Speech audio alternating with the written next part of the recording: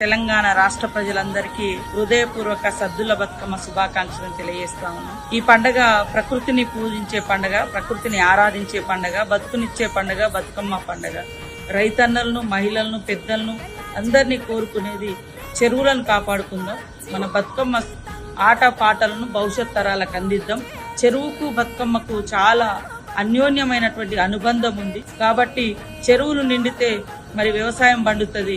వ్యవసాయం పండగానే చెరువులకు పండగ చేసుకునేది బతుకమ్మ పండగ. తొలి పండగ లాగా ఘనంగా నిర్వహించుకునే ఈ పండుగను ప్రతి ఒక్కరు కూడా ఘనంగా నిర్వహించుకొని ఒక రకంగా చెరువుల పూజల పండుగ అనుకోవచ్చు. వర్షాకాలం ముగింపు టైంలో వచ్చే పండుగ బతుకమ్మ.